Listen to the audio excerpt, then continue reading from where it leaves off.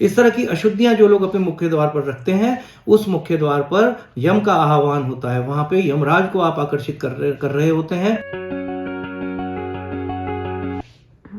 Hello दोस्तों, नमस्कार। आज हम बात करने वाले हैं अपने घर के मुख्य द्वार के बारे में। मुख्य द्वार हमारा बहुत ही इंपॉर्टेंट एक फैक्टर होता है जब हम वास्तु के हिसाब से इसके बारे में चर्चा करते हैं। तो आपने देखा होगा कि प्राचीन काल से ही मुख्य द्वार को बहुत खूबसूरत सजाने की परंपराएं रही हैं। मुख्य द्वार के ऊपर बहुत सुंदर तोरण बनाए जाते थे। मुख्य द्वार के सामने बहुत सुंदर रंगोलियां बनाई जाती हैं। अभी भी आप अगर दक्षिण भारत में जाएंगे तो प्रतिदिन प्रातः काल जो है, आप अपने जो भी आपका मुख्य द्वार होता है उसके ऊपर आप देखेंगे कि वहाँ के लोग बहुत खूबसूरत रंगोली बनाया करते हैं।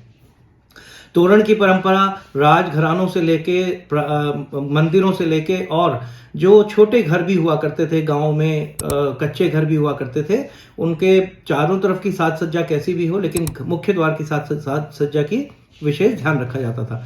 इसका कारण ये था कि मुख्य द्वार हमारे लिए लक्ष्मी जी का आह्वान करने वाला द्वार होता है और हम ये मानते हैं कि सारी रिद्धि सिद्धि सुख समृद्धि हमारे जीवन में जितनी भी हैप्पीनेस होती है, धन आता है, वो सब मुख्य द्वार के जरिए ही भीतर पहुंचता है।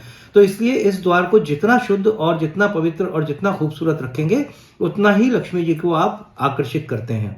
इसके विपरीत जो लोग मुख्य द्वार पर कैक्टस रखते हैं, जो लोग मुख्य द्वार पर जूते चप्पल उतार के रखते हैं, या जो लोग मुख्य द्वार पर जानवरों को बांधते हैं, चाहे वो पालतू जानवर हो या किसी भी तरह के जानवर हो, इस तरह की अशुद्धियां जो लोग अपने मुख्य द्वार पर रखते हैं, उस मुख्य द्वार पर यम का आह्वान होता है। वहां पे यमराज को आप आकर्षित कर रहे होते हैं और तमाम नेगेटिविटीज को आकर्षित करते हैं। उस घर में कभी भी लक्ष्मी जी का प्रवेश नहीं होगा, ना ही कोई रिद्धि सिद्धि आएगी। ऐसा देखा गया है कि जिन घरों में आकस्मिक मृत्यु होती है या आत्महत्या होती है या हत्याएं होती हैं, वो सभी घरों के मुख्य द्वार किसी न किसी रूप से अशुद्ध रहे हैं। तो हमेशा अपने मुख्य द्वार को आप एक मंदिर की तरह पूजें, क्योंकि यहीं से आपके घर में सुख समृद्धि और खुशियां प्रवेश करने वाली हैं। धन्यवाद।